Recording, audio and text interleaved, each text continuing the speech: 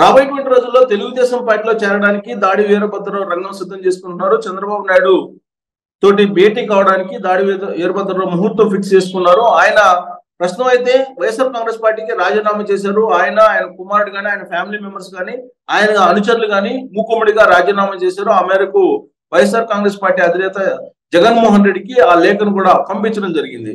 అయితే ఆయన త్వరలోనే తెలుగుదేశం పార్టీలో చేరేటువంటి అవకాశం ఉందని చెప్పి ఇప్పుడు చర్చ నడుస్తూ ఉంది. దీంతో మరొక వైట్ ఎలిఫెంట్ తెలుగుదేశం పార్టీకి వస్తుంది అని చెప్పి తెలుగుదేశం పార్టీలోనే వినిపిస్తూ ఉంది. ఎందుకంటే వైఎస్ఆర్ కాంగ్రెస్ పార్టీలో చెల్లనటువంటి కాయని ఇప్పుడు తెలుగుదేశం పార్టీలోకి వచ్చి ఏం చేస్తుంది అనేటువంటి ఒక ప్రశ్న ఇప్పుడు తెలుగుదేశం పార్టీలోనే ఒక వర్గం విమర్శిస్తున్నటువంటి పరిస్థితి. సో రాబోయేటువంటి రోజుల్లో ఒకవేళ కనుక వైఎస్ఆర్ కాంగ్రెస్ పార్టీ తిరస్కరించినటువంటి లీడర్లను కనుక ఆహ్వానిస్తూ తెలుగుదేశం పార్టీలో కనుక తీసుకుంటే పార్టీ నష్టపోయేటువంటి అవకాశం ఉందనేటువంటి ఒక ఆందోళన గత 4.5 ఏళ్ల నుంచి వైఎస్ఆర్ కాంగ్రెస్ పార్టీని ఎదుర్కొంటూ అనేక ఇబ్బందులు పడినటువంటి వాళ్ళు భావిస్తూ ఉన్నారు. ఇచ్చినన్ని అవకాశాలు తెలుగుదేశం పార్టీ మరొకరికి ఎవరు కూడా ఇవ్వలేదు. ఆయన 2013 వరకు తెలుగుదేశం పార్టీలోనే ఉన్నారు. అంతకుముందు మండలి అధ్యక్షునిగా కూడా చేశారు. చంద్రబాబు నాయుడికి సమాంతరంగా విలువ ఇచ్చారు. చంద్రబాబు నాయుడు గతంలో దాడి వీరభద్రరావుకి ఇచ్చినంత పదవులు కానీ, ఆయనకి ఇచ్చినటువంటి విలువలు కానీ తెలుగుదేశం పార్టీలో మరెవరికి ఇవ్వలేదని చెప్పి ఆ పార్టీలోనే చర్చ నడుస్తుంది. అలాంటి వ్యక్తి తెలుగుదేశం పార్టీ క్లిష్ట పరిస్థితుల్లో ఉన్నప్పుడు, సంక్షోభంలో ఉన్నప్పుడు ఆయన 2013లో ఆయన పార్టీని వెళ్ళిపోయారు. వెళ్ళి వైఎస్ఆర్ కాంగ్రెస్ పార్టీలో చేరడం జరిగింది.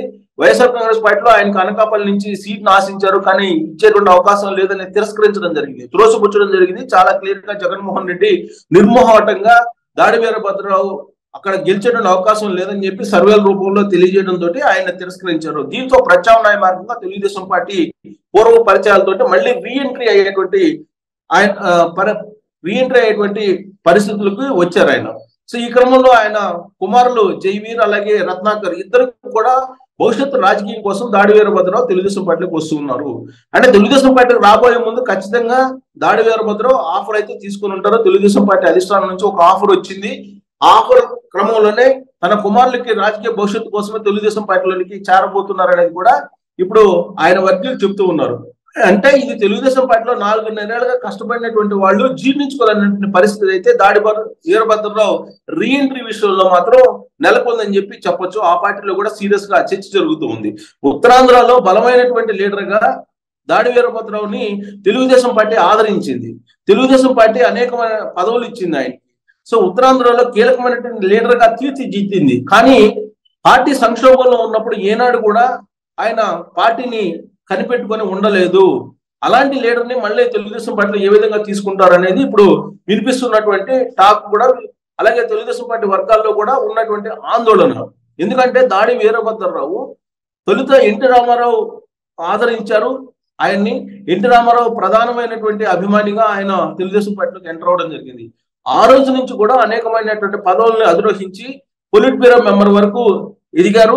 ఆ తర్వాత మండలి అధ్యక్షుని హోదా కల్పించి తెలుగుదేశం పార్టీ ఆయన 2019లో ఆయన పార్టీ మారడంతో ఇప్పుడు వైఎస్ఆర్ కాంగ్రెస్ పార్టీలోకి వెళ్ళడం, ఇవన్నీ కనుక చూస్తే పార్టీ కష్టకాలంలో ఉన్నప్పుడు ఆయన లేరు అనేది మనకు అర్థమవుతుంది. ఆయన మొత్తం రాజకీయ చరిత్రను కనుక చూస్తే అదే తెలుగుదేశం పార్టీ ఉండేటువంటి వాళ్ళు కూడా చెప్తూ ఉన్నారు.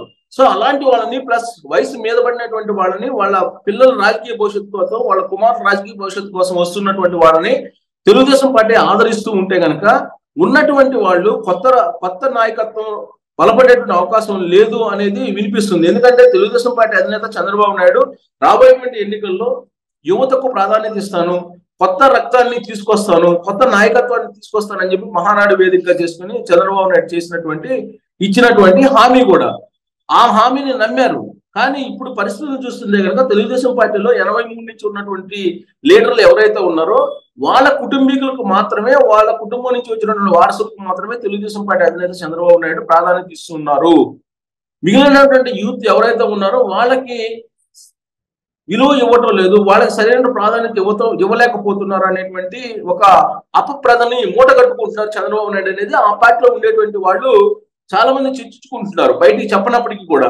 ఇప్పుడు దాడి వీరభద్రరావు లాంటి వాళ్ళని మళ్ళా తీసుకోవడం అనేది ఖచ్చితంగా దాడి వీరభద్రరావు గురించి తెలిసినటువంటి వాళ్ళు తెలుగుదేశం పార్టీ అధినేత చంద్రబాబు నాయుడు నుంచి ఎలాంటి స్పష్టమైన హామీ రాకుండా ఆయన స్వచ్ఛందంగా తెలుగుదేశం పార్టీ కోసం పనిచేయడానికి వస్తున్నారని అంటే నమ్మలేనటువంటి పరిస్థితి. అందుకే ఇప్పుడు పార్టీలో ఉన్నటువంటి వాళ్ళు వ్యతిరేకిస్తూ ఉన్నారు చాలా మంది కూడా. అయినప్పటికీ చంద్రబాబు నాయుడు మాత్రం దాడి వీరభద్రాన్ని ఆహ్వానిస్తున్నారు, పార్టీలోకి తీసుకునేటువంటి దానికి మార్గం సుగమం చేస్తున్నారు. కాబట్టి దాడి వీరభద్రం సైకిల్ వెక్కబోతున్నారు త్వరలో అనేది ఇంతవరకు సమాచారం అయితే పక్కాగా తెలుస్తుంది. ఇక ఉత్తరాంధ్ర నుంచి కొనతాల రామకృష్ణ, ఆయన Konathala Ramakrishna senior politician plus వైశ్య సామాజిక వర్గానికి సంబంధించినటువంటి లీడరు.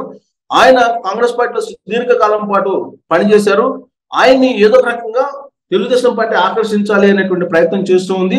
ఆయన కూడా వైఎస్ఆర్ కాంగ్రెస్ పార్టీకి వ్యతిరేకంగా ఆయన ట్వీట్లు చేస్తూ ఉన్నారు గత 2 రోజుల నుంచి. అలాగే వైఎస్ఆర్ కాంగ్రెస్ పార్టీ పరిపాలన మీద కూడా ఆయన ఆరోపణలు చేస్తూ విమర్శలు చేస్తూ మీడియా పక్షంగా కూడా మాట్లాడుతూ ఉన్నారు. ఇంతకాలం పాటు స్తబ్దుగా ఉన్నటువంటి కొనతాల రామకృష్ణ దాదాపు 2014 నుంచి 2023 వరకు కూడా ఆయన స్తబ్దుగా ఉన్నారు. గతంలో కాంగ్రెస్ పార్టీలో చాలా కీలకంగా ఉన్నారు. సో కాబట్టి ఇప్పుడు వైశ్య సామాజిక వర్గాన్ని ఎంకరేజ్ చేయడానికి కొనతాల రామకృష్ణ తీసుకుంటే బాగుంటుంది అనేటువంటి ఒక ఆలోచన తెలుగుదేశం పార్టీ చేస్తూ ఉంది. ఆ క్రమంలో త్వరలో చంద్రబాబు నాయుడు లోక్సభ పరిధిలో సభలు పెడుతున్నారు కాబట్టి ఆ సందర్భంగా అక్కడికి వెళ్ళినప్పుడు ఆయన ఖచ్చితంగా ఉత్తరాంధ్రకి వెళ్ళినప్పుడు ఏదో ఒక వేదిక మీద నుంచి కొనతాల రామకృష్ణ తెలుగుదేశం పార్టీలో చేరేటువంటి అవకాశం ఉందని చెప్పి కూడా వినిపిస్తుంది.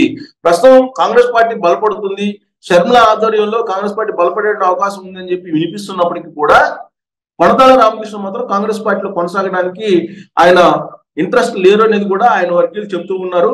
At the same time YSR Congress పార్టీకి వెళ్ళడానికి కూడా ఆయన ఇంట్రెస్ట్ చూపట్లేదు అనేది ఆయన ఇస్తున్నటువంటి స్టేట్మెంట్లను బట్టి అర్థమవుతుంది. అంటే ప్రత్యామ్నాయంగా ఇప్పుడు తెలుగుదేశం పార్టీలోనే ఆయన చేరేటువంటి అవకాశం ఉందని చెప్పి ఇప్పుడు తెలుస్తూ ఉంది. సో కొనతాల రామకృష్ణన్ మాత్రం సామాజిక వర్గాల ఈక్వేషన్ లో తెలుగుదేశం పార్టీ ఒక పెద్ద ఆఫర్ ఇవ్వడం ద్వారా తీసుకున్నటువంటి అవకాశం ఉంది. ఉత్తరాంధ్రలో ఒక కొనతాల రామకృష్ణ లాంటి సీనియర్ లీడర్ తీసుకున్నందువల్ల ఎంతో కొంత బెనిఫిట్ ఉంటుంది అనేటువంటి ఆలోచన తెలుగుదేశం పార్టీ చేస్తూ ఉంది. సో మొత్తం మీద ఉత్తరాంధ్ర నుంచి ఆపరేషన్ కొనసాగిస్తుంది Telugu Desam party. Plus Chandrababu Naidu already ఒక బ్లూ ప్రింట్ రెడీ చేసుకున్నారు. 5వ తారీఖు నుంచి ఆయన 29వ తారీఖు వరకు కూడా ప్రతి లోక్సభ పరిధిలో బహిరంగ సభలను పెట్టబోతూ ఉన్నారు. ఆ బహిరంగ సభల్లోనే కొత్తగా పార్టీలోకి తీసుకునేటువంటి వాళ్ళని తీసుకోబోతూ ఉన్నారు. వైఎస్ఆర్ కాంగ్రెస్ పార్టీకి సంబంధించి అసంతృప్తి లేదా అసహనం ఎవరికైతే ఉందో వాళ్ళందరూ కూడా తెలుగుదేశం పార్టీ వైపు, జనసేన వైపు చూస్తూ ఉన్నారు. ఇప్పటికే జనసేనలకు కూడా వలసలు మొదలయ్యాయి. సో తెలుగుదేశం పార్టీలో అవకాశం లేకపోతే జనసేన, తెలుగుదేశం పార్టీ జనసేనలో రెండింటిలో అవకాశం లేకపోతే ఇప్పుడు మరొక డయాస్ ని జగన్మోహన్ రెడ్డి క్రియేట్ చేశారు, అది కాంగ్రెస్ పార్టీ అని చెప్పి చర్చ నడుస్తుంది.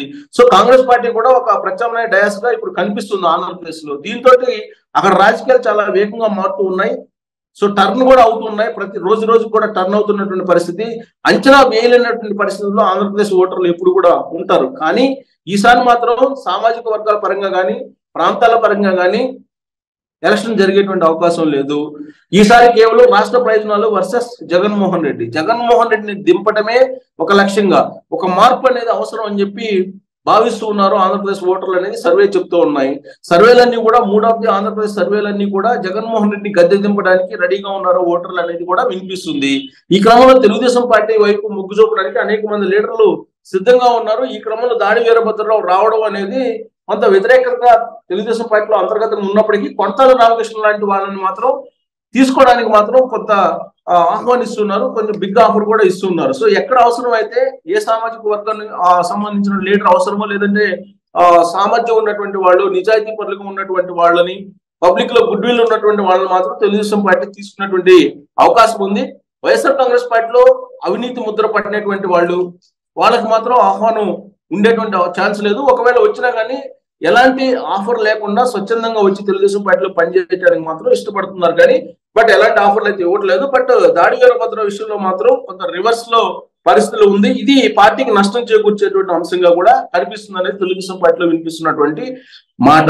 సో రాబోయేటువంటి రోజుల్లో అటు కొనతాల, ఇటు దాడి వీరభద్రరావు ఇద్దరు తెలుగుదేశం పార్టీలోకి వచ్చేటువంటి అవకాశం ఉందా, లేదంటే కేవలం దాడి వీరభద్రరావు మాత్రమే తెలుగుదేశం పార్టీలోకి వచ్చేటువంటి అవకాశం ఉందా, ఆయన తెల్ల ఏనుగ్గా తెలుగుదేశం పార్టీకి మారబోతున్నారా అంటే ఇప్పుడు వైవి సుబ్బారెడ్డి కానీ లేదా ఐటీ శాఖ మంత్రిగా ఉన్నటువంటి గుడివాడ అమర్నాథ్ కానీ చెప్తున్న దాని ప్రకారం వైఎస్ఆర్ కాంగ్రెస్ పార్టీలో తిరస్కరించినటువంటి లీడర్లని తెలుగుదేశం పార్టీలో చేర్చుకుంటున్నారంటే తెలుగుదేశం పార్టీ ఎంత బలహీనంగా ఉందో అర్థమవుతుందని చెప్పి వాళ్ళిద్దరూ తాజాగా చేసినటువంటి కామెంట్లు. అంటే ఇలాంటి కామెంట్లకు ఆస్కారం ఇవ్వకుండా తెలుగుదేశం పార్టీ జాగ్రత్త పడకపోతే 3వది ఆంధ్రప్రదేశ్ కొంచెం అటు ఇటు మారేటువంటి అవకాశాలు కూడా లేకపోలేదు అనేది ఇప్పుడు తాజాగా జరుగుతున్నటువంటి చర్చ. సో దాడి వీరభద్రరావు తెలుగుదేశం పార్టీలో చేరుతున్నారు అనగానే వస్తున్నటువంటి ఫీడ్బ్యాక్ నెగిటివ్ గా ఉంది కాబట్టి తెలుగుదేశం పార్టీ ఎలాంటి నిర్ణయం తీసుకుంటుంది అనేది మనం చూడాలి.